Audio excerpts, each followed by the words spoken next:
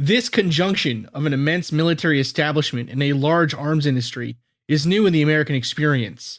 The total influence, economic, political, even spiritual, is felt in every city, every state house, every office of the federal government. We recognize the imperative need for this development, yet we must not fail to comprehend its grave implications. Our toil, resources, and livelihood are all involved. So is the very structure of our society.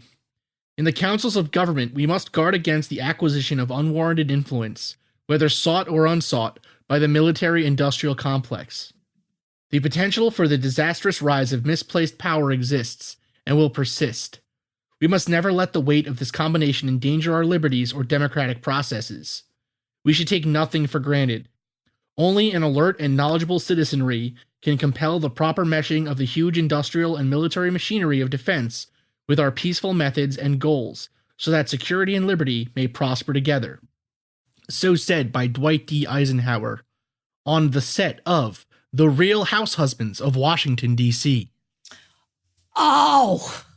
How far the mighty have fallen, Marie.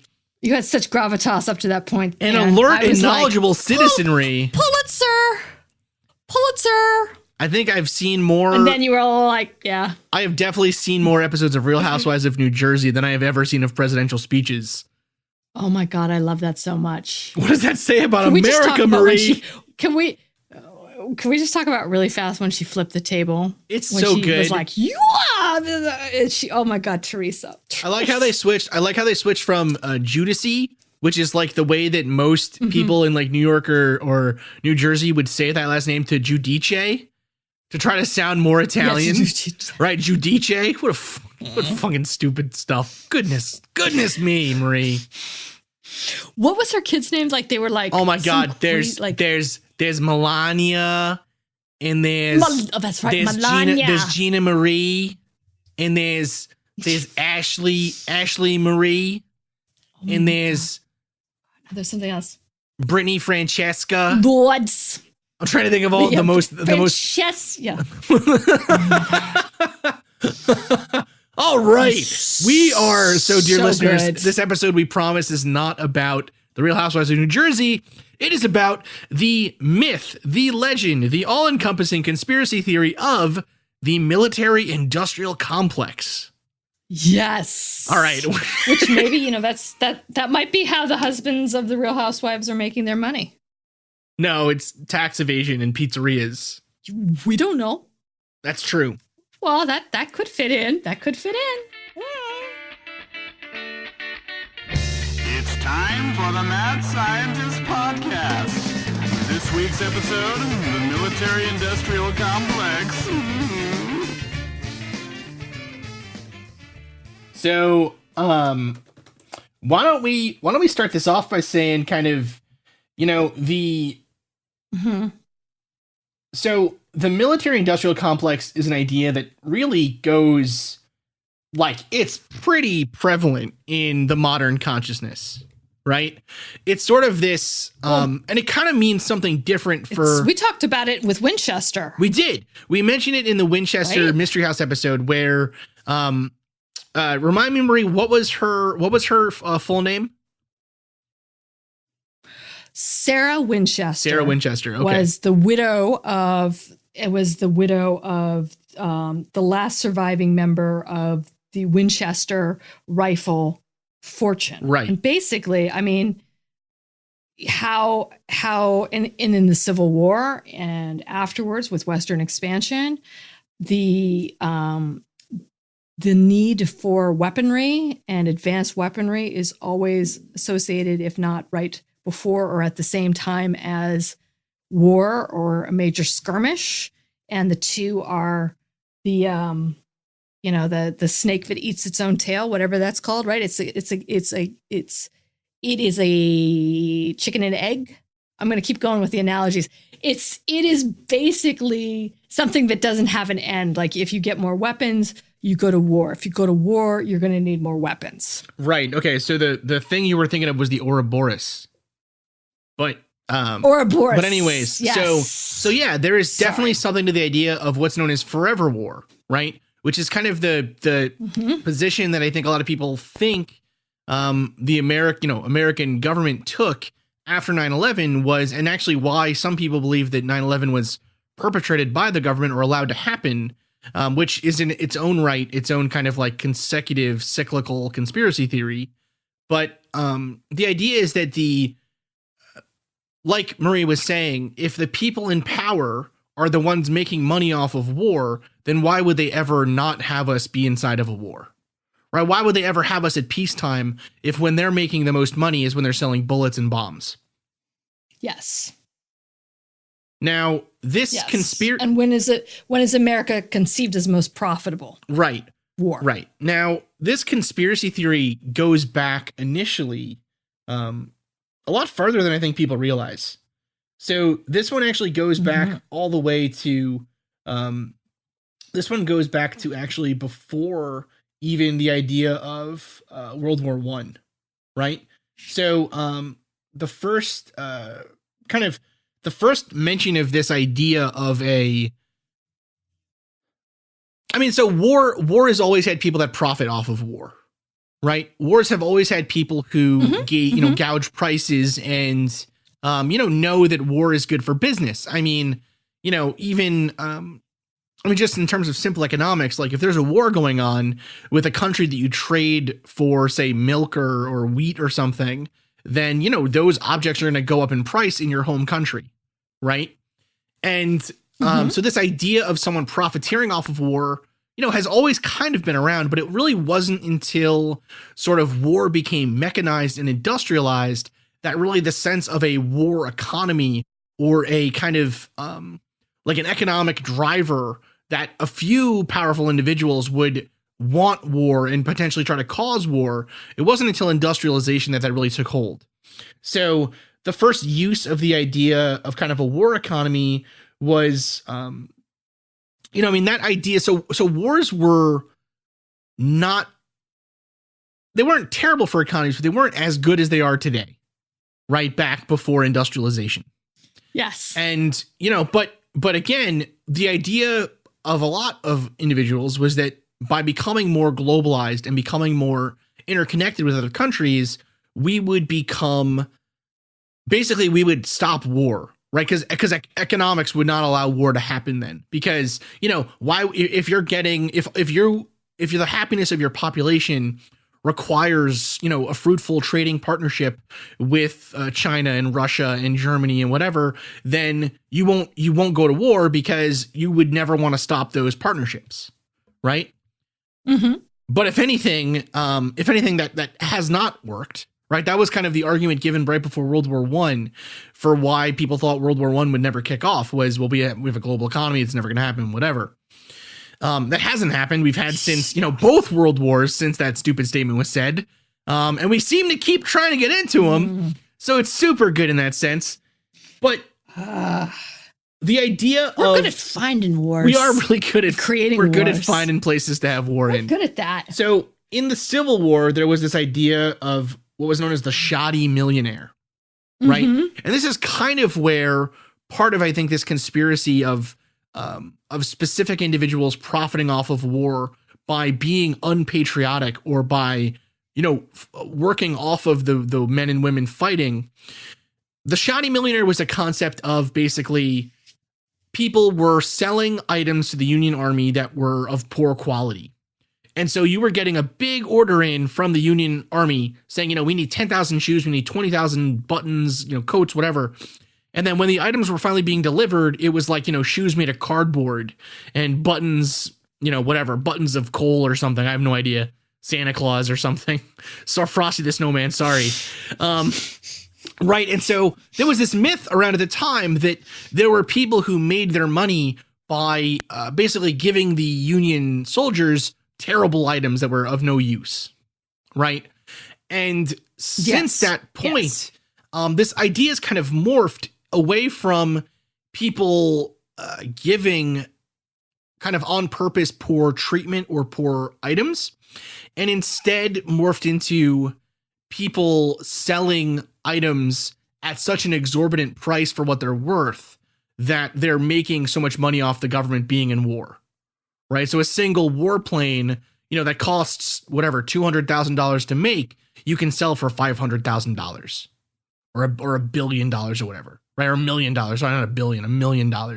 Like, that's the kind of scope or scale of the con that people think is occurring here, right? Yes. So yes. Besides the natural drive, right? The natural drive to create weaponry, which I think is sort of the seed, right? Like, if you are planning on attacking another population, like we were talking about in Civil War and in Winchester, you have to come up with the most proficient way of doing that. Yeah. And there's always the next bigger and better weapon or the next bigger and better invention.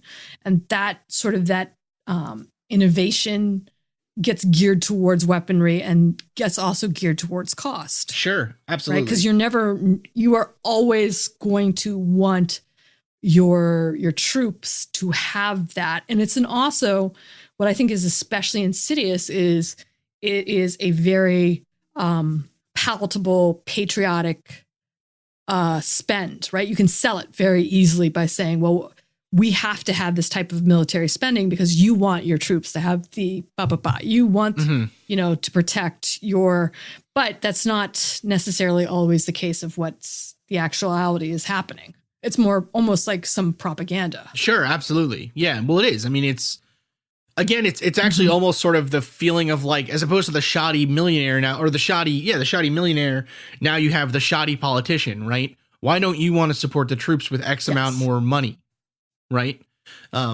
Yes. Or, why don't you support the troops? Well, I do, but the lobbyists. Right. Yes. Right. Shoddy lobbyists. Shoddy lobbyists. Yes. So military. So what is military industrial complex? Like, what does it actually mean? You? And what is it? Well, yeah, I think it's like, first of all, I was really surprised to learn that it came from Eisenhower. Because when I think of Eisenhower, I think of someone who is very much a pro-military, staunch Republican, pro-military war hero. But I think people that are pro-military and that actually have engaged in combat probably are the ones that would be the most against perpetual war. Yeah. So no, for sure. I mean, yeah, that makes total sense to me, right? I mean, every veteran I've ever met has been, very realistic about their experience and kind of the sacrifice that they make. You know what I mean? And kind of what it means to ask someone else to make that same sacrifice. Like, I don't think anyone leaves. I don't think anyone leaves from the battlefield raring really to go back, right? Some people are damaged irreparably, right, from their time there. So it's a huge problem. It's a huge deal to think about, well, perpetual war for the sake of like 100, 200 people, right? With the expense that it makes to thousands. Right. So in some ways, for me, first off, let's get to that initial thing you just said. The term actually originally did not come. So it's most famously said by Eisenhower in his speech in 1961, in his farewell address, right? That is where it's most well known. However, the term, first off, the idea kind of floated around for a long time. The term really first was used in academic writing in 1947, right? Where it was used by the economist and diplomat Winfield W. Reifler. Right. He was writing a paper or kind of a piece in Foreign Affairs in 47. And he talks about how industrial output plays a major role in how a war goes, basically, like who will win the war or not. And he says that there is there has to be a intersection between the military economy and the civilian economy for there to really be kind of a good outcome to war. And he specifically calls that the military industrial complex. Right now, the idea though, but even that kind of gives it almost too much power to this one, I guess, sort of saying, right? Because the idea again was used, but it was applied to fascism, right? So after World War II, it was really talked about a lot in Europe by a lot of philosophers and economists and stuff, where they talked about things like, the what's the word? Where they talk about the military industrial complex and its effects on kind of these fascist economies, right? In particular, Daniel Guerin in 36 in Fascism and Big Business talks about how fascist governments need to support heavy industry and have heavy industry support them as well, right? And then in particular, the creation of weaponry is a good source for this, right? Because it's something that's only usable really by the government itself. So it helps build them up while also kind of putting money back into the government in some ways, right? Yeah, absolutely. And then it's also brought up again in 1942 in Franz Leopold Neumann's book, Behemoth, The Structure and Practice of National Socialism, where he talks about how Nazism grew in a democratic state. Right, and again, talks about this intersection between military and industry and kind of the power of the government itself as well. So that's kind of where the term. So there are these ideas floating around. Fascism really has a big impact on this idea as well. And then, 47, it's really starting to be talked about in academic circles in the U.S. And then 67, Eisenhower specifically warns about it in his farewell address. So like a pretty, if it was much of a part of like the American vernacular, or it wouldn't have been really necessarily. It likely, I mean, it's kind of hard. It's hard to guess. Sorry. And that Eisenhower speech was in 61. There's a lot of sevens floating around. 1961, Eisenhower gave his farewell address. There's a lot of like, so it seems unlikely. Like, so in this article that we have here from James Ledbetter, he actually talks about how it's probably likely that Eisenhower or someone in his circle actually had read that article in Foreign Affairs, rather. Right. So it's likely that it kind of became part of, say, like the academic, political, military world. Right. Yeah. And it started getting put in. And so just people started saying it. It's kind of like it's kind of like discourse. I mean, it's like any other kind of jargon. Right. Yes. Now, for me personally, I would say that what the military industrial complex means, it is almost, it's so a lot of, first off, well, Marie, what does it mean for you? Because actually, I think my answer is going to be a lot different than yours. Oh, I think it is the intersection between private industry and government foreign affairs interest, right? So if I think of, like, if I had to name industries that I feel are heavily engaged in sort of the military complex, like Raytheon or Halliburton, or sort of these larger publicly traded industries that have, I don't want to say insidious, because, lobbyists aren't all insidious, but have a definite reach into influencing their stock price directly with our government. Sure. Right. And sure. But at the same time, there's a need for it, right? It's not an unnecessary thing, but it's very hard to find sort of this balance between those two things, right? Because sure. It's the intersection of those, of private to government, but you have to have that to be able to support your military. But what is the proper, like, where does that stop? When do you, there's, I think, a lot of intangibles that go along with that. Sure. So what is it to you? Okay. Bum, bum, bum. To me, the military industrial complex, actually, it's not just the intersection between government and industry. It is the intersection between government, industry, and science in some ways. Because a huge amount of scientific research is funded by what would be considered like the military industrial complex. Yes. Right. Yes. So I mean, especially science and technology. Yes. Yeah. So Agreed. like, Totally so agreed. some of my research we applied to like Department of Defense grants for. We didn't get them, but we applied for them. So you know what I are mean? part of the problem. We didn't get them. I wish we had, but we didn't get you them. have public, plausible denial. Right. It's perfect. We didn't get them. We're not working for the government. Gonna hide my CIA shill badge here underneath my shirt. The so what your handler is now mobilizing. They're like, go swarm, get him, extraction. So the kind of, I guess, the pipeline for these ideas tends to go something like, so you're a scientist in grad school, your professor has some project you're working on and you want to apply for it. And so well, it doesn't see, that's the thing though. It's never something as obvious as a death ray, right? All right. Yeah, it's like something. It's like a laser. It's like a laser guidance system, or a new computer program for geolocating stuff, or a new type of chemistry, right? Like it's never ever. No one ever gets a PhD in making a bomb. That's right? what I think. That's a famous Oppenheimer quote, isn't it? I don't know actually. Right. No, but you never you never go into the sciences thinking, whatever I'm using is going to end up wiping out part of humanity. You think you're doing it for good. You're doing it for discovery, which is, yes, I agree with you.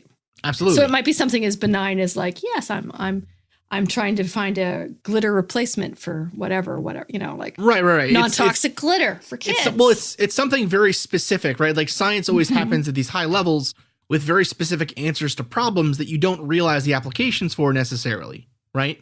Now, so what happens is, what will happen usually is then your project, whatever, you might apply for a grant to the government or whatever, and they'll say, okay, well, to apply for this, it has to have some bearing, some application to either national defense or energy or the preservation of the United States, let's say. Yes. Right? So you apply for the grant, and if they decide that it's you're good, your science looks good on its merits and everything, then you'll get the funding. But once you graduate, the question then becomes, well, what do you do with your research? And a lot of people will try to get work in government labs, right? Which is awesome. Like working in a government lab kicks butt based on like Livermore labs out seriously, here, man. yeah, it's amazing, right? They're super cool. They're super smart. These are the people that are gonna save the world. Right? Or blow it up. Whatever. Well, but you know what I mean? Like, these are the Six people of that one, are half dozen of another. These are the people that are making the advancements of the next generation, right? Yes. And so, but what can happen potentially is, your project gets worked on and it's interesting and whatever, but its applications are part of a DoD grant, or, you're working with a government contractor or something else. And so it's by kind of, not insidiously again, but kind of by spreading out its influence with money and stuff that the government, the military specifically, is able to then fund fundamental science and then use that fundamental science for weaponry technology. Yes. Right. Now, so has this ever happened to you? Do you feel that there's a certain point when you are, as a scientist, as an actual working scientist that knows other actual working scientists, is there a certain point in your process of discovery that you've gone through stuff and you're like, oh, holy shit, like this could be used as that, and you get freaked out? Like, I'm just wondering if there's like moments of realization that you're like, this may not be a good idea, or this actually could be applied as this. See, but no one ever makes a discovery. So usually people don't make discoveries as kind of, what's the word? As dramatic, like as dramatic as you would in a movie, right? So it's not like, Dude, my killing me. But my experiment ran okay, and I was like, oh my god, this stuff's mutating my DNA, whatever, right? Like, but I guarantee there have been times where, say, someone will be researching, say, a cure for cancer or something, or a new type of drug, and they find out that actually this stuff is super toxic. And so it's a very Ah. useful chemical weapon or bioweapon, right? Yes, and then the Russians show up. Yep. Or, or even, a new type of explosive, or even, the materials that I worked with, like their shielding, right? They are heat and radiation shielding is one of their applications. And so potentially that has military applications, right? I mean, for space travel, for even, armor, for soldiers, so there, but here's the thing though, right? In my mind, and I think this is where potentially there will be some slack maybe from, or I don't know how many people will be happy or mad about this idea, but for me personally, that's why I kind of view almost scientific work as being patriotic in a sense, because you are benefiting this country in some way. You're benefiting the world. That's kind of where you want your science to go, right? Mm-hmm. But in some ways, by doing research in the United States, you are contributing to the United States. And maybe that is in itself a kind of fetishization of the military industrial complex, where the only reason I think that it's, the only reason that we look at those people that made the atomic bombs and stuff as heroes, some people anyways, is because they work for us. Right. They're the only difference between a hero and a monster is whose side they're on. Right? Exactly. Yes. So, agreed. And so it's interesting, I think for a lot of people, the military industrial complex means people like Tony Stark selling weapons and stuff like that, whatever. But really, It is a much more complicated thing. I'm not trying to say that, science generally is implicated or anything, but just that the public funding of science makes this whole question a lot more muddy, or a lot more dirty than I think people want it to be. Well, right? And I think especially as we, United States branches out in what they feel is warfare. I mean, cyber war, right? You can be a state actioned attack like Stuxnet or something like that. I mean, that to me has as much potential as any kind of a bomber. It's got the same, it's a different recipe, but it could be utilized in the same way, or it will be utilized in the same way. I don't know. I feel like the one thing that is always interesting to me with science, and sort of when you get into this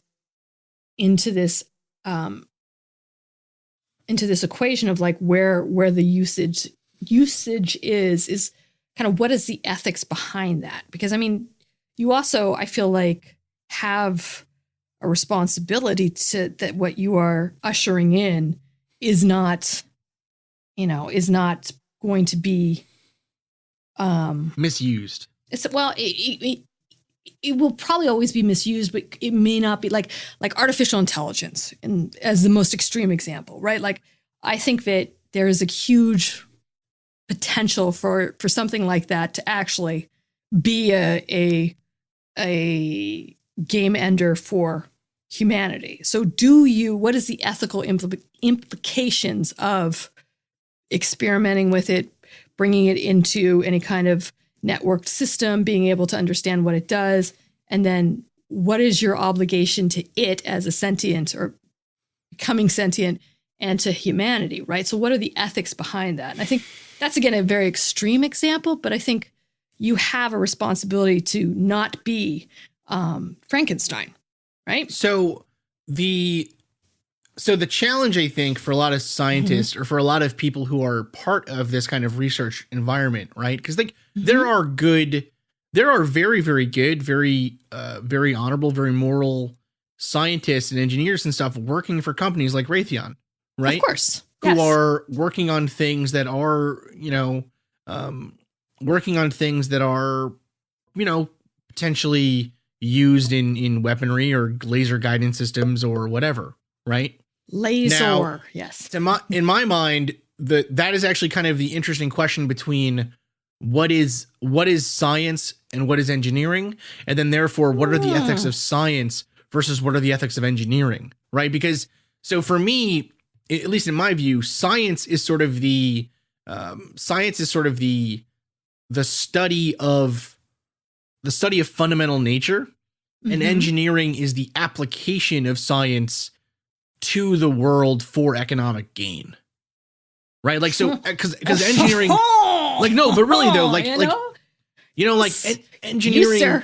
You, sir. That was good. That was very, very good. No, I agree with you. I mean, I see where you're going with this. Yes. Yeah. For like, so engineering is not about, you're not, even though I did PhD research in engineering, part of my PhD thesis was, well, how, this has to become at least close to marketable, right? This has to be used eventually. How can we use this in an industrial process to solve this problem? And how do we sell it to companies and whatever? And so science on its own, like the discovery of radioactivity or nuclear fission is not on its own right or wrong or evil or good, right? It's the application of that in order to make money in some way that can be moral or immoral, if we even want to go there. Like, there are some people who would say rather that, morality has different meanings to different people, right? So, I mean, agreed. Someone who is subjective reality, yes. Right? Someone who is a total kind of selfish. There's like an actual term for this kind of philosophy of morality, but it's situational morale. Oh, come on! I knew this because you actually said this to me the other day. Is situational morality? It's not. No. Like, what is that? What I was gonna. So relativism kind of goes into this. Yeah. But the idea that someone believes that morals are only true for you yourself, and so long as you are not doing harm to you, so morals are self-interested, basically, is what this person's argument would be. And so for them, nothing you do is really, as long as it's not hurting you, nothing is really off the table, right? Well, the name for that is just asshole. Total butthead. So he's just such a dillweed. That's a dillweed move. That's a dillweed move. But no, I get what you're saying, but like, I feel like those two things are more like, so science and engineering are probably very interconnected, because engineer would not have the thought or the spark behind how they're going to apply that application without the science, right? So it's sort of like I think that I would not say it's a cop out, but I do think it's this sort of like, because they could say it the other way. They could say, well, we're only as an engineer, I'm only taking it into its logical application, right? This is logically what the science is meant to do. Like if you put, again, with fission, if you're going to split the atom and it's going to have this type of a reaction, that type of reaction is violent and destructive. That's a bomb. True. But again, I guess the argument would be, you as a scientist do not necessarily know what your technology will be used for. So it becomes almost a question of like, I mean, it's almost kind of an ends justify the means thing, or not really that. It's sort of an argument of like, argument from. That is a little bit of the Frankenstein argument, though. Yes, right? Yeah, absolutely. Did you read that? Did you read that book? I did read Frankenstein. That's one of the few I did read a couple times. Yeah, no, for sure. That is the Frankenstein argument where it's like, I didn't know it would go this way, right? I didn't know. Right. My intention was pure. I am scientifically trying to create life, and that's it. But then that thing wakes up and looks at you, and it is now your responsibility. It's rough stuff. So I love the fact that Des, by the way, Des, our website maven and the only person that's keeping us pretty much afloat. Pretty much just like fills in all of the cracks at Mad Scientist HQ. She is the spackle that kind of keeps our little boat afloat, and she is super creative. She's an English teacher. I don't know how I didn't know this before, because I was like, oh my God, like, are you hearing these things? And I'll be like, well, it's like that time, and blah blah blah. And Cox, it's now like a running joke. You're like, nah, didn't read that one either. Nope. And it's like, are we making you cringe? And she's like, no, it's fine. I'm like, oh God, I know. I feel so bad. I am the student that I'm sure English she hates. Teachers. I don't really study the classics either. And I'm like, oh, stop it. Yeah, I know. Your Seriously. English teacher, man. I love that I was looking at a list the other day, not to get too far off track. I was looking at a list the other day of the top 100 books in English on like a time list or whatever. And like half of them I had been assigned in school and I never read. I was like, I think I have soft covers of all these floating around someplace that I had to buy for the summer reading thing and I never did. I love that. But anyways. look, I mean, but again, here is a good success story. No, you didn't do that stuff, but still ended up on your feet, right? You hear that, kids? Don't do your homework. Don't go to school. Don't stay in school. Don't stay Play in school. video games at home. Okay. So actually, I thought it would be kind of interesting to run through what do you think? So what do you think this conspiracy theory, this idea? So we really haven't touched on the conspiracy theories yet. We've kind of gone over the history. This idea really, it's interesting because it has sort of a twofold, depending on what side of the political spectrum you sit on, it has kind of double meanings, right? Yes. So, and this is kind of our it's interesting because it's sort of a litmus test almost for how you view the world and America's place in it, right? So you have on the kind of on the liberal side, let's say, or the more the liberal side, you have the idea of this great beast that it's Congress and industry and the military all working together, all shaking hands and giving each other sacks of money, selling out us, putting us in a war, forever war. And, never getting in trouble for it, always having a bad excuse for war, but always still sending us over there. Right. On the other side, you have, and so that's the kind of stuff that gets thrown at people like, Bush and both Bushes really, at Reagan, at all basically Republicans generally. Yes. And then you have the other side of it, which is the military industrial complex is working basically to install a dictatorship in the United States. And so the idea is that, so as opposed to it being kind of a like fascist dictatorship where there's still kind of like token democracy in some way, but it's the rich that really control everything and the rich get rich by killing other people and American citizens with forever war. On the other side, you have this idea of, they're building up the military and creating these more and more insidious, and finally the first time we can use the word insidious in this episode. Legitimately. These more and more insidious and kind of terrifying weaponry that will eventually be turned on the citizens. Yes. Right? I think this is if I think what we're talking about, this is my favorite, sort of my favorite theory. Of this whole thing. The Iron Triangle? Yeah, the Iron Triangle. So this gets put onto people like Obama and the Clintons and Jimmy Carter to some lesser extent, I guess. Much lesser, but those peanuts, they're poisoned. Yes. But anyways, then the idea is here. But he was only a one-termer too. See, so that's true. That could just saying. So what's interesting with this is then it also gets brought into the whole idea of UFO technology. Right. So this conspiracy goes even deeper in some people's minds to not only is the military creating these weapons so that we will be in a forever war, but actually it's not even just the U.S. military. It is the world. It is a cabal of globalists who are working in the shadows with alien weaponry and technology to subvert and control humanity eventually. So all of the wars, all of the military excursions, everything, all of the money flows through this military industrial complex that is the globalist cabal, right? Yes. So it's a really interesting conspiracy theory because it really is like something for everybody. Yes. And if you're going to have a conspiracy theory, people, I'm just going to put this out there. You have to have a solid munker for it, right? You have to have a good name. And the Iron Triangle is that's something you're going to remember. Yeah. Just, So as you go forward, putting together your conspiracy theories, make sure, I almost wish, there was I'm going down a rabbit hole really fast. Do you remember online a while ago, there was that Wu-Tang Clan name generator? Of course. It's how Glover got his, got Childish Gambino.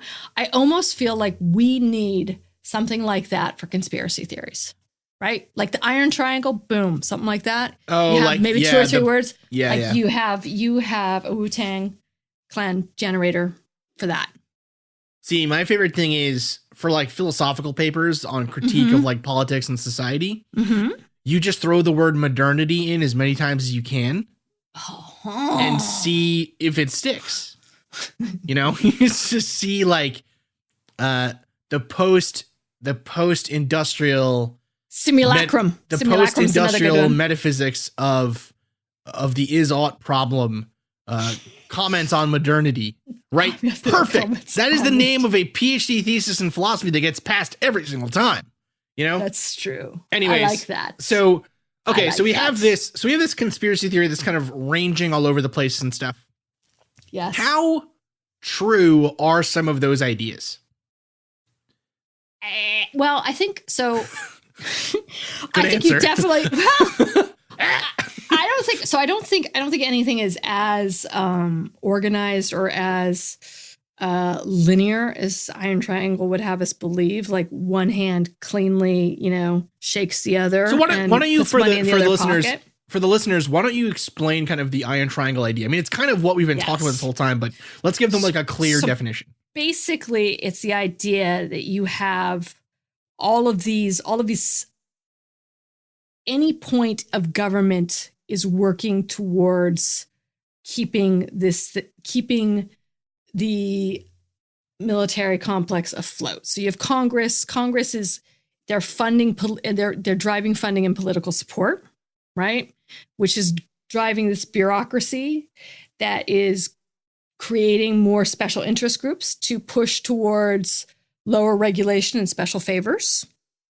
And then the special interest groups in turn provide electoral supports for Congress and presidents, right? So it's sort of like you have this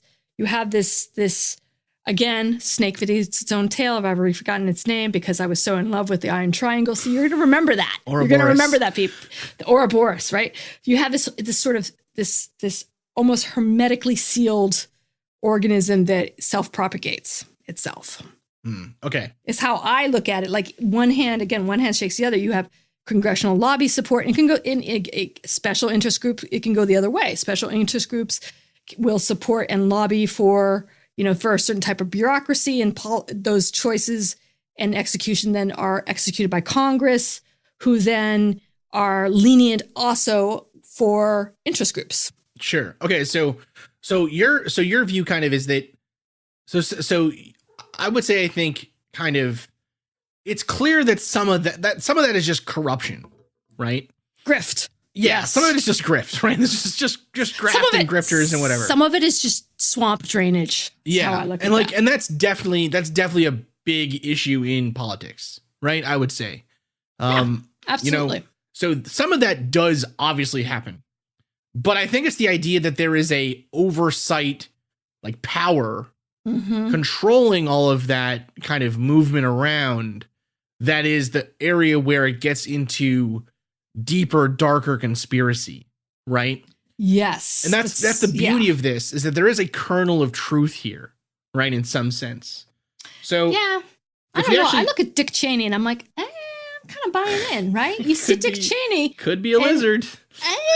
But I mean, seriously, if you do think about and this is as far as I'll go with seriously considering a conspiracy theory as, with the sort of validation, but you have someone who has some deep trenches to Halliburton and to sort of privatizing war in some ways, which is also another part of it, as vice president. And as vice president, again, not directly making the decisions, but being heavily influential into a war that is, again, has a faulty groundwork for proof as to why we went into it. So even if that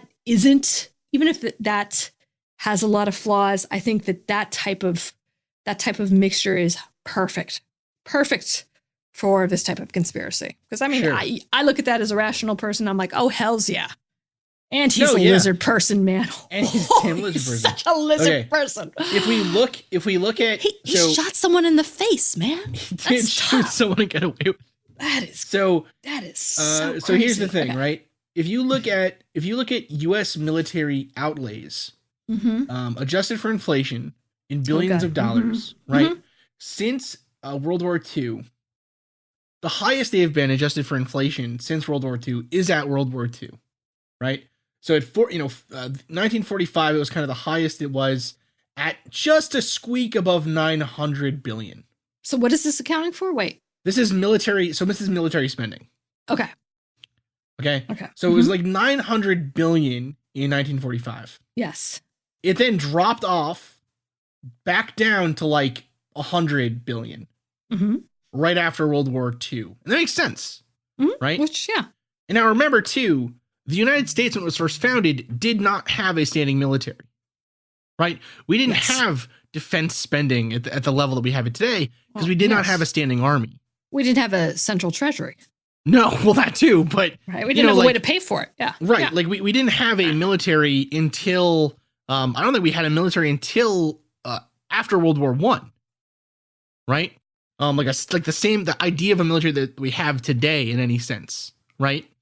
Now, Yeah. Thereabouts. Yeah. so after World War II, we had this post-war period where spending went down. And then within 10 years, it had spiked back up to averaging between 500 and 400 billion, basically until the modern day. But I think it's interesting to also point out for that military spending, it is 9 times more, at least, than anyone else, right? I mean, basically, It's we're like significantly half, more. So we're gonna- half so- the pie. Yeah, no. So we're going to get into that, right? So, but Okay. the interesting thing here is that so after war, so even after the Korean War, the Vietnam War, there were again these kind of relaxations in military spending, but the degree of the relaxation was significantly different than it was after World War II, right? And so in some ways, it's like, well, maybe it's because of just the scale of World War II and the whatever, but Yeah. really like. It's What gotten did quite they high. introduce? What did they introduce in World War II that was totally different from any other warfare?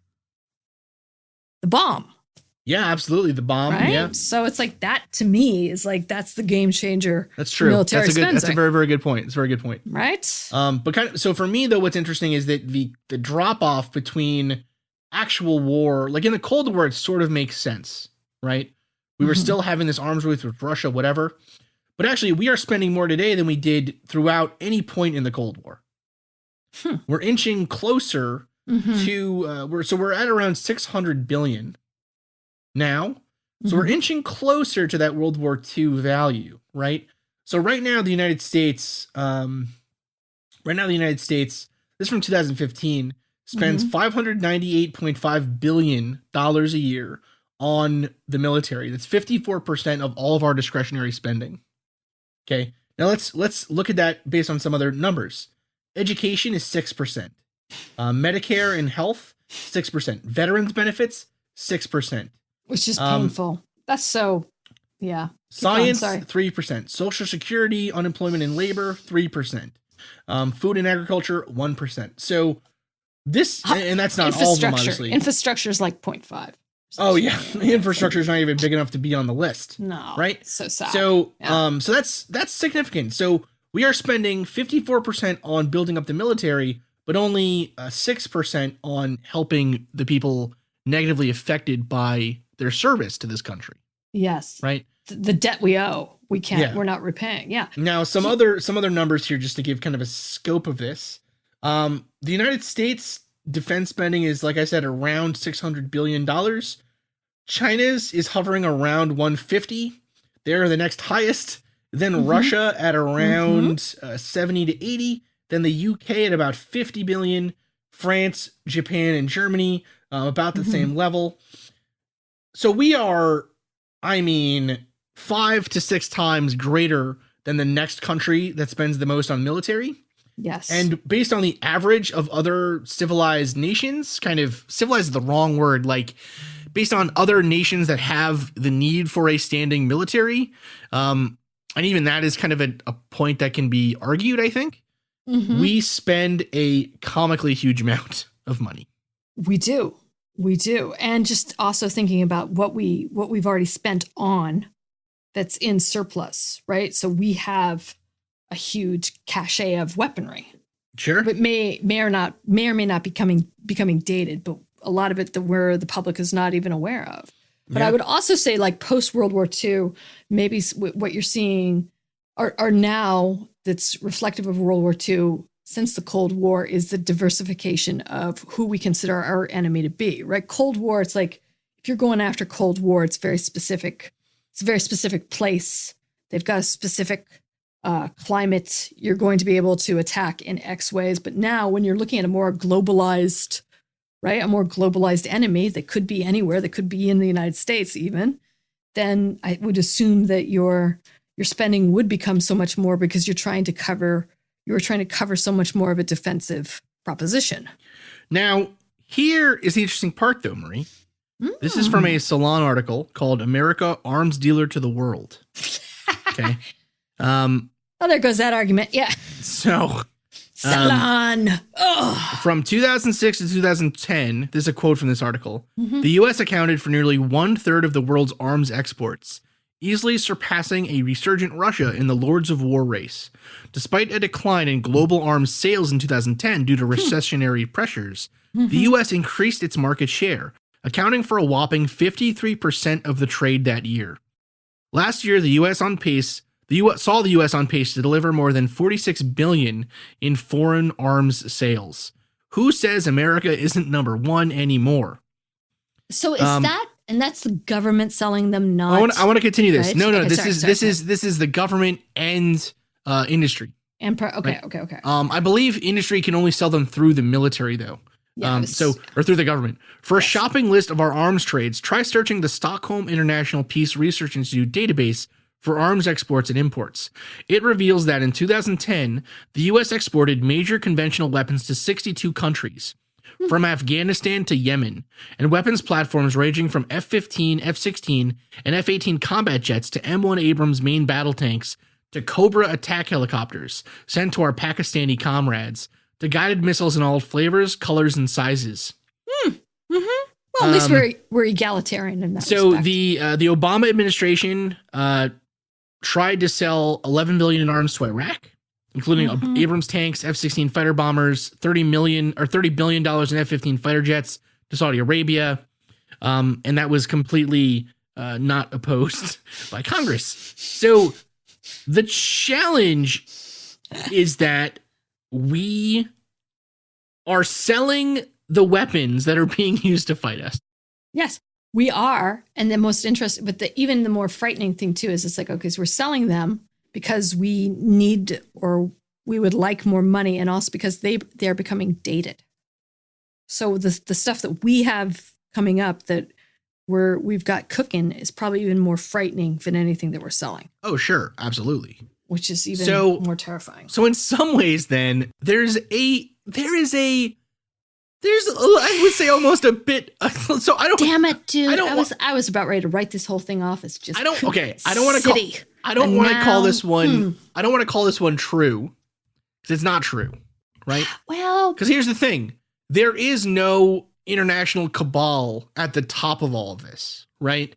There is no directed energy in my mind to selling this stuff. And the thing is too, if we're selling, if the plan is forever war, then selling arms to both sides is a pretty damn good way to do it. But I wonder how much of that actually includes sort of, say, the I don't know how much of it includes kind of, I guess, the government, or how much of it includes other countries. Like, it's an interesting argument. And in my mind, it is, maybe this is just, again, kind of our political biases, but in my mind, this is much more about individual corruption breeding a larger story of corruption or a larger swamp, let's call it, right, in the politics of America, as opposed to, say, a large conspiracy involving, the subjugation of American citizens. I think it's people being shitty, making money off of being shitty to their fellow man. I don't know. I don't think it's like, yeah. I even Dick Cheney and stuff. Like, I have a hard time. He is a bad person. It would appear. I don't know, man. Yeah, he's based on his actions and stuff. That's pretty tough. Cheney's pretty. At the same time, like, do I think that there is a kind of, I guess, larger conspiracy role there? I'm very doubtful. No, I think it is more opportunist. It's more like my enemy's enemy is my friend, right? Until they're back to being my enemy. So we are going to fund and funnel weaponry into places to help subsidize factions that fight against the enemy that we feel is the more, is the worser of the two evils. Sure. Until that well-funded group that we thought were going to be our friends turns out to not care for us as much and uses the weapons against us, which happens not to be so friendly a lot. Which again, it's like that's. But we're not the only ones selling weaponry either. I mean, it's like weaponry is being sold by Russia. It's being sold by China. But I mean, we definitely are the largest, to the point that you just talked about with the pie, where we are the largest ones doing it. It's just it's so insidious. And the thing too is, it's like, even if you just like strip out, like, let's strip out any kind of weaponry that's not nuclear, right? Or nuclear. Then just to be safe. I mean, think about how much of that we still have, that we have not retired, that we are not, even when we stepped back from it, we still have enough to blow up the world, like some ridiculous number over and over again. Oh, sure. It's like that stuff's just, hanging out in Idaho or something. So actually, one of the things that I thought is really interesting that is brought up a lot with these discussions about, say, like national security and also weapons and stuff is kind of, I guess, where the developments in weapons come from, or almost as well. Like, so North Korea has been trying to make a nuclear weapon for decades, right? Yes. What the hell has taken them so long? Like, what is that process like? And obviously we can't get into it super detailed, right? No, but they got much better at much faster over a very short amount of time. They did. Recently, which is pretty interesting. It is very interesting. Now, and actually there's reports today that the reason that they said that they were going to suspend testing for a while was actually them saving face, because this last big earthquake actually completely destroyed their research facility. Really? Yeah, that was actually reported today. I saw it all over, I saw it all over Reddit on our news and stuff, but so who knows? Maybe if I was a good conspiracy theorist, I would say that was no earthquake. Oh my goodness. Well, actually, that kind of gets into what I think our next episode should be on, which is like super weapons, right? Super weapons and where we think these things come cyber from. weapons, like Absolutely. The Olympic Games, which is one of my Stuxnet, which is my absolute favorite topic. Totally. Now, one cyber weapon that actually, Marie, you're doing a deep dive on is sonic weapons. Is the sonic weapon? Yes, the sonic weapon. So that'll be on Marie's new podcast. Whatever remains. And it's so the cool. Sonic attack that supposedly happened recently in Havana, Cuba. Yeah. And was it truly a sonic attack? It's pretty cool. It's a cool story for sure. It's a cool story, and it will be kind of interesting to dig into it. And I will be, of course, tapping my local scientists for hypotheticals, not to be taken into an engineering. We will not be taking this into any kind of engineering actuality. So everyone just breathe deep that we will not be having any kind of sonic weaponry. So let's to close out this episode, let's talk about nuclear proliferation. What is the challenge? Can I just suggest one other thing though? Go ahead. We should talk about that haunted painting, dude. We should. Okay, with that. We'll get to that at the very end. Oh my god! All right. Okay. We're gonna close. Yeah, we're gonna close with a nice light topic. Go get yourself nuclear proliferation and then haunted paintings. Yeah, some sparkling bubble water, and we'll talk about a little nuclear proliferation. Okay. So what? Okay. So what do you think, Marie, is the stopgap in making an atomic weapon.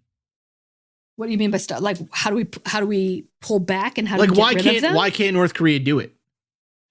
North Korea can't do it because they can't get enough plutonium to enrich, would be my guess. They can't enrich it, and the process of enriching it takes a certain amount of energy and time that they don't have the wherewithal for.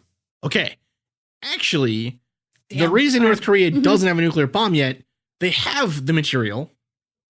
They have the ability to centrifuge, fizzle nuclear weaponry stuff. The challenge is the creation of a guidance system that allows it to be put onto an intercontinental ballistic missile. Really? They can't get the drone. It's literally the difficulty in aiming and creating a computer program, like a sensor array and stuff on the weapon that can allow it to actually hit land from far enough away. And we know that for certain. That's a fact. Well, I mean, we know that we know that all of their missiles miss their targets. Oh, yes. And sometimes true. never get off the landing pad and stuff, right? So that's, I mean, this is supposition on my part in some ways, but based on all the reports that I've seen, it is their inability to get it onto a intercontinental ballistic missile or ICBM. Right? Interesting. Now, in terms of like, so you often hear about centrifuges and nuclear centrifuges and stuff, right? You'll hear about that on the news. What that is it's literally the method to basically separate out the radioactive isotope that you want from the non-radioactive one. It's a big spinning device. But super fast. But the chemistry to get from like a uranium ore to a usable final product in a weapon is a closely guarded secret, right? Yes. You can imagine, right? Yeah, you don't want that, On top of that, 7-Eleven doing that shit. Right. On top of that, the detonation mechanism is also evidently a super difficult kind of like deeply guarded secret, right? But the thing is, like, that's the thing though, we never think about these mechanics of, say, weaponry in that sense of those are all, again, tying it back to the beginning, those are all small scientific problems or engineering problems that were probably solved by a student and a professor someplace, right? Doing some other kind of work. Well-meaning right? MIT grads, yeah. Yeah. I mean, the same kind of technology that can be used to pick a pixel on an image or something can be used to pick a spot on the ground if the image that they're analyzing is a GPS radar overlay, right? Yes. Like, these are small advancements that end up making, the difference between, a dirty bomb, which for those that don't know what a dirty bomb is, basically, it's just a conventional weapon with radioactive material within it. So basically it just poisons the hell out of everything. Yeah, it basically poisons the environment with radiation, right? So there's that issue, but then there's also the issue of these. So it makes a difference between a dirty bomb, which can hurt a lot of people, but is kind of more of a long-term thing, versus an atomic weapon, which is like a instantaneous devastation. Yes, which will take out everything in X amount of radius. Yes, absolutely. So it's really it's fascinating, some of these ideas. So, and we're not doing any of that. That's the other thing that we need to make sure that our listening public knows. Chris and I are not doing that. No, we don't have any ideas about that. We don't have anything in any garages or anything. So no, rest assured. I don't even have a garage. No, I do, but it's got some haunted painting in it, so I don't want to be giving that thing nukes. Of course not. Okay, let's talk about this haunted painting, Marie. Dude, well, I think we have to acknowledge that, like, I know I freaked out a little bit about this the last time, but that was before I had seen said painting that you had freaked out about. It is hilarious. Okay, it is hilarious to me that. Okay, everyone that I told this story to thought I was being facetious. I was making it up when I said it is the painting, right? Well, everyone thought I was kidding, or like I misremembered or whatever. Even Katie was like, "That's not the same painting." And then my mom sends me the text, and I forwarded it over to you, and you're like, Dora, yeah, freaking out on Twitter. It is the exact. It's not the exact same painting. It's the same scene for sure. It is just a wider perspective. Yeah, mine is right. like if you took, so Chris is sort of a longer triangle, or sorry, longer rectangle. Mine is a closer crop of his scene, but it's the same scene, and that's what is so crazy about it. So we did do some due diligence and some research after I freaked out, and I apologize to Chris that I didn't believe him adequately enough when he I know what I saw. I know what I saw. I was like, whatever, man. I was like, how is that? But so these paintings, and it's signed by G. Whitman. And G. Whitman is, again, sort of this catch-all name that was used in what is called like art mills. And so you would have people going in and basically, you know, with any kind of aptitude for painting, going in and painting over and over and over and just signing this one person's name. And they would be sold in airports, and they'd be sold in sort of like strip malls, and, you know, interior designers use them sometimes. And they were especially prevalent, I would say, like late 70s and 80s. That's so weird. Sweet spot, right? Now, what's weird is, so the artist that we have, which is Whitman, tops, like during that time frame, they think maybe between 8,000 and 10,000 paintings were generated with this person's name. However, the majority of these paintings were not that color scheme. They were of, I want to say, like mountains and like pretty snows, or it would be springtime and there would be a cabin. And it was a less sort of expressionistic look and feel.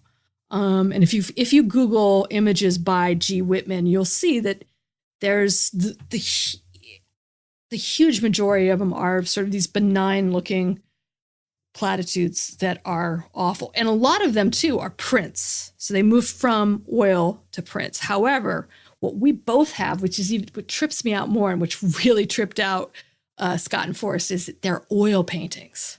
That's an oil painting. That's done by hand, right? That's done by hand. And it is a scene and a color that is not as prevalent as, and I don't have the stats because, you know, I just don't have them, but they weren't as popular or as seemingly highly sold as the rest of his oeuvre of crap.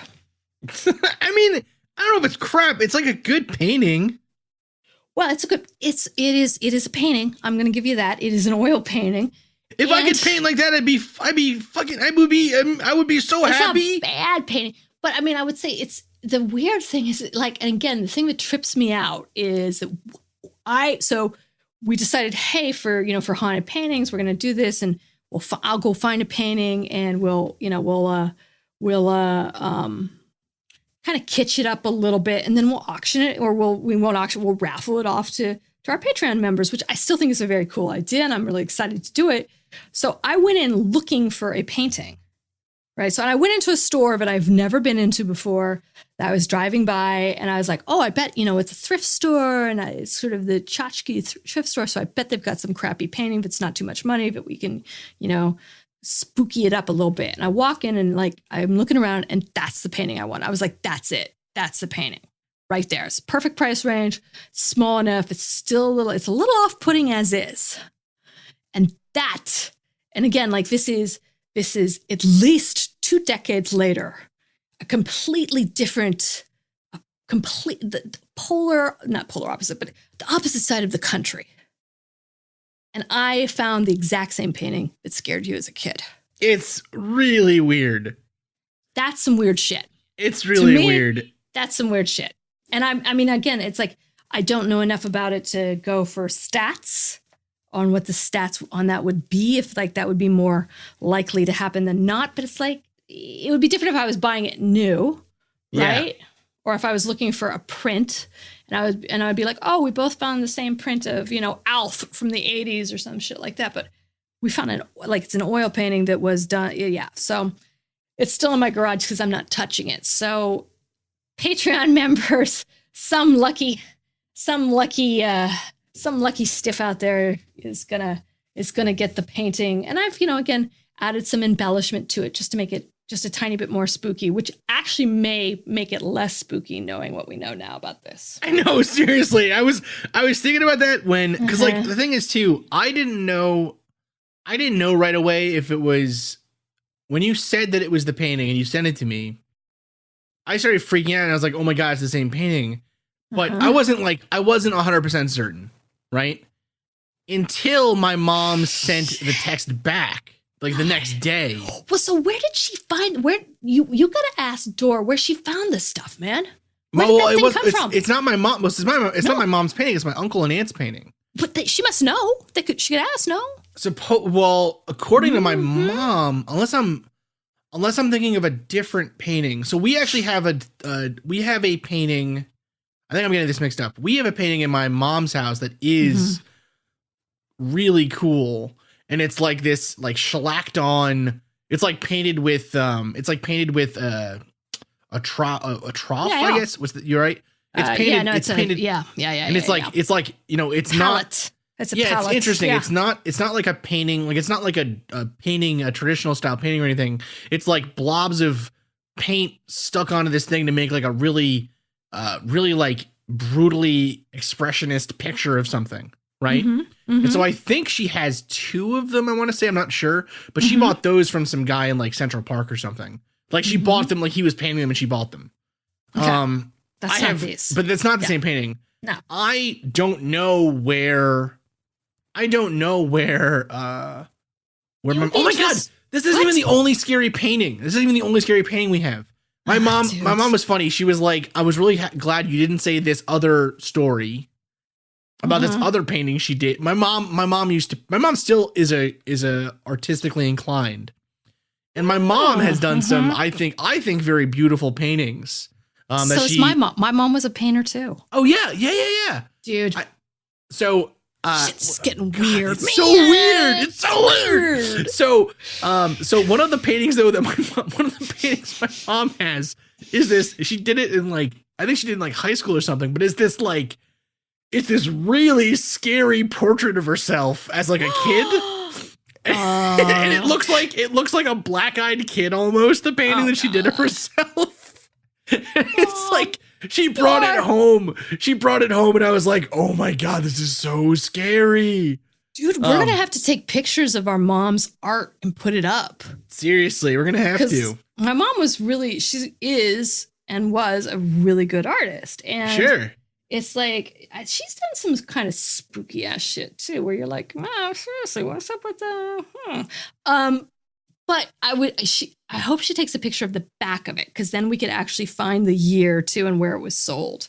Because that's oh, really? Okay. Yeah, no, she can totally do that. I mean, she's at my uncle's house like every other weekend. And find out where they bought it. She basically has a bedroom there at this point. Yeah, that's super interesting. And then maybe just burn it. I don't know. I'm just throwing it out. Well, what is weird is the one that they have is definitely oil. It's definitely on canvas. Yeah. I feel like they have another. I can't remember if this is me just like misremembering or not. I feel like they have a very similar one done in like the same style, but it's like of a different scene. And if what you're saying, I mean, you're like, if it is like a mass produced kind of painting or whatever, I mean, this is in my mind similar to like, you go into like a Bed Bath & Beyond and you see a cool painting that's like painted there. You buy it for like $100, and you know what I mean? Like it is possible that a lot of these were made, but if in total they did 10,000. Yes.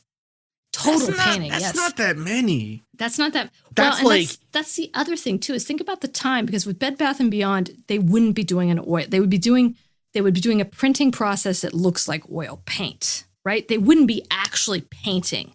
These paintings were actually physically painted, I think, because it's from the 1970s, even the 80s. They didn't have printing technology that would replicate the look of paint.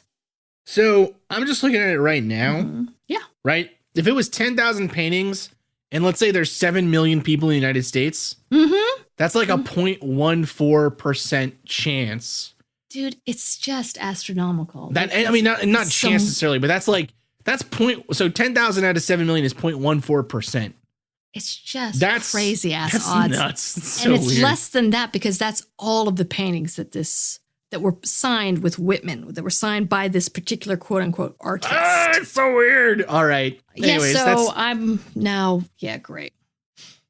So, hey, beloved listener and Patreon members, if you would like a chance to own said piece of art, by all means, we're going to be doing, when should we do this, Raphael? We should, because we got to get rid of this thing, because I'm now, like, the more and more we talk about it, and the more and more I'll get texts from, like, people that are like, so tell me the story, but I'm like, I don't want to talk about the GDN painting anymore. No, talk about the painting anymore. Let's say another 2 weeks.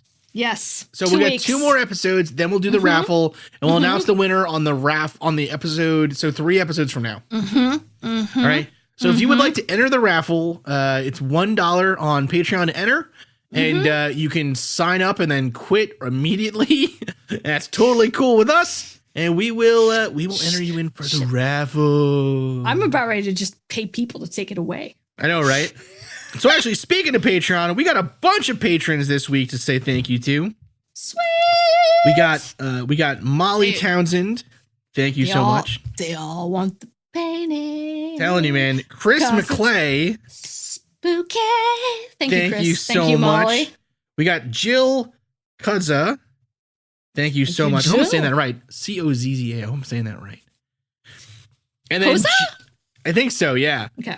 She's super cool. All these people are cool. I've reached out and talked to all of them. They are super awesome. Molly is a scientist right now. Chris reached out with a really cool photo. Jill has just been super supportive on Twitter generally.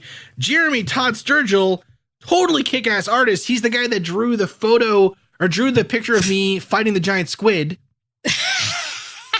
He is awesome. We love his art for sure.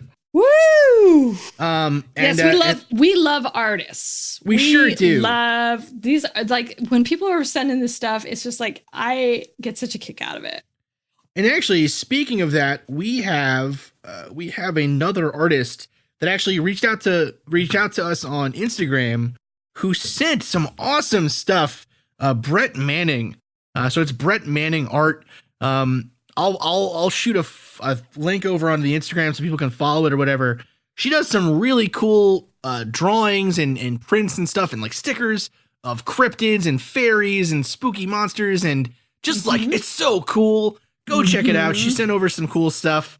So we're sending her back a whole bunch of cool stuff as well. Awesome. So that's it. So thank you so much for supporting the show on Patreon. I have one more really good one. So reach out on Facebook from a Robert Deemy, who came up with the funniest sayings, tweeting my joy of Team Giant Squid Facebook friends, mollusks, cephalopods, cuttlefish. They're friends of the pod. Get it? Cephalopods? Oh, that's so cool. We should call them cephalopods. Hell yeah, we should call them cephalopods. Because we're basically ripping off, Crooked Media. But whatever. That's fine, whatever. Yeah, fine. Listen, it's only ripping off until they sign us. Friends of the pod. Love that. So, yes, thank you so much. We love hearing from you. We love it. All right. Have a good night. Night.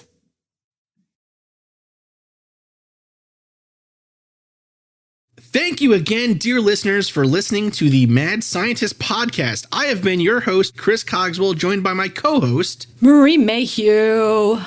If you'd like to contact the show, please send us an email at themadscientistpodcast@gmail.com. That's all one word. You can also follow us on Twitter at Mad Scientist Pod or at Team Giant Squid for Marie.